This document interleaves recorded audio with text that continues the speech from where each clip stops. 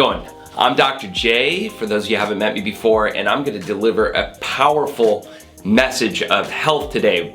One of the most profound things that you can do for your life is control your breathing. In fact, breath control can make the single most profound difference, not only in your physiology, but your psychology as well. So you're not going to want to miss this one. Stay tuned. All right, so many doctors and health professionals believe that we aren't getting enough oxygen because of the way we breathe. See, most people breathe too shallow and too rapid, which negatively affects the whole body. On top of this, they also breathe through their mouths.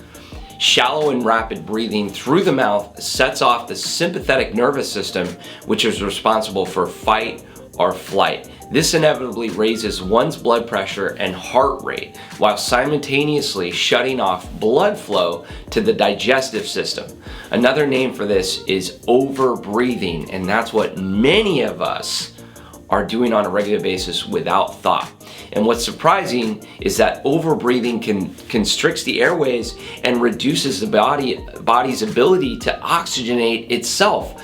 Blood vessels also become constricted with overbreathing, and most of it is directed to the limbs and not the organs. Not surprisingly, long-term shallow breathing can lead to major health problems. So by changing your breathing and doing this one exercise, you can make a profound difference. Again, not only in your physiology, but your psychology as well. Okay, so here's what I want you to start practicing on a regular basis. Breathing through your nose, as hard as that is. And many of us are mouth breathers, which leads to shallow breathing.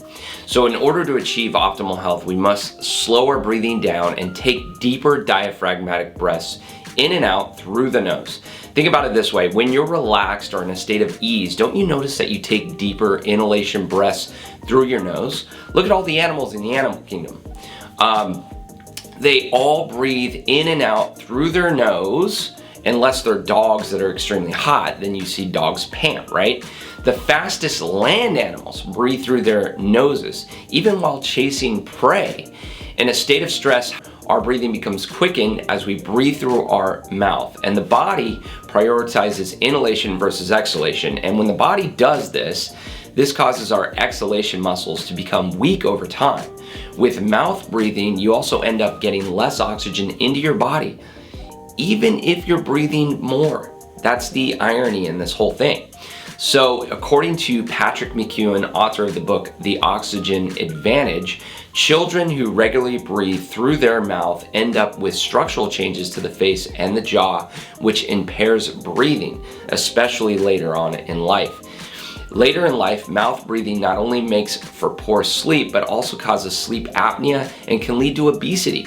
This is mainly due to how poor sleep negatively affects the two hormones involved in regulating appetite: ghrelin and leptin. Leptin is the hormone responsible for making us feel satiated after we eat, while ghrelin makes us feel hungry. So if a lack of sleep equates to higher ghrelin and lower leptin levels, so we feel less satiated and more hungry. It's a recipe for weight gain.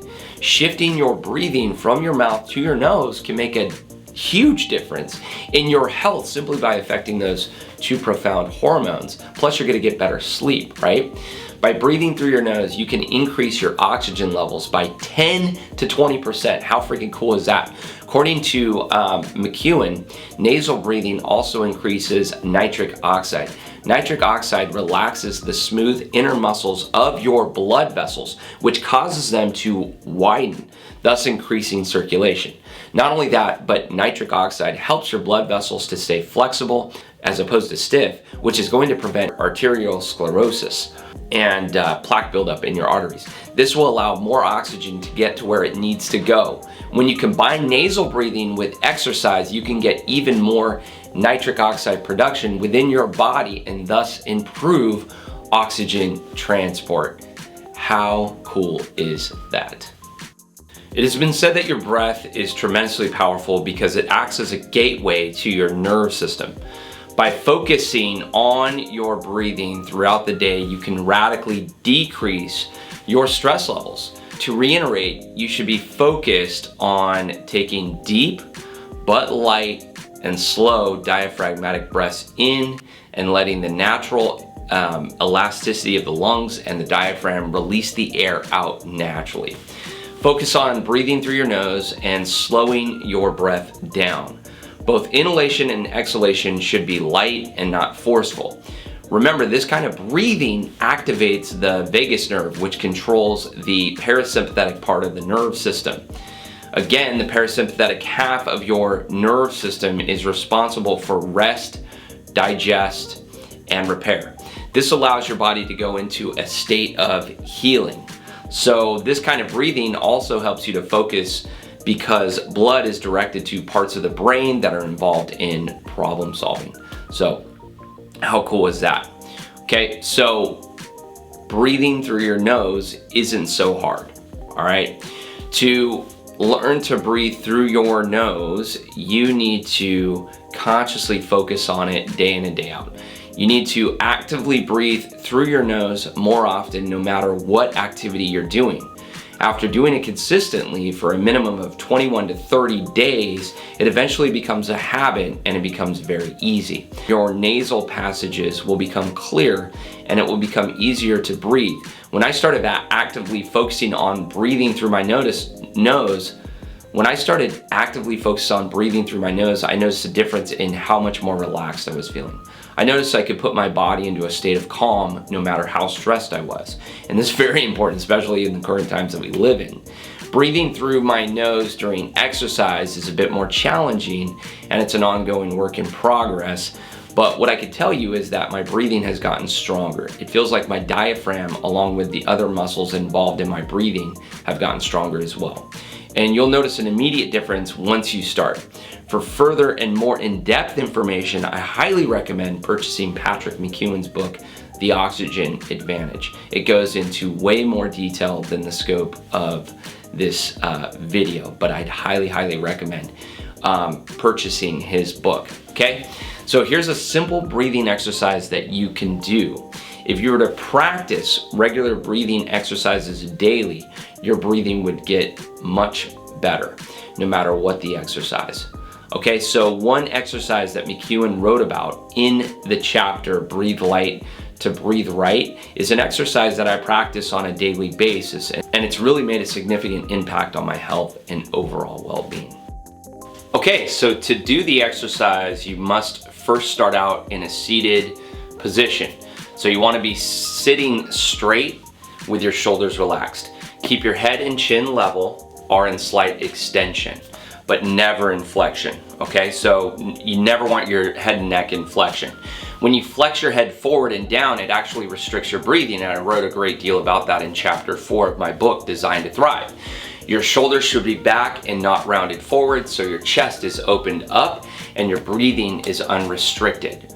With one hand placed on your chest and the other just above your navel, you're going to take a very light and small breath in through your nose and then gently let it out. As the air comes in, place gentle pressure on your chest and abdomen, making each inhalation breath smaller and smaller until you feel a tolerable need for air, as McKeown calls it. On the exhale, let the elasticity of your diaphragm and lungs naturally expel the air out without your effort. Try to maintain this tolerable need for air for 2 sets of 3 to 5 minutes.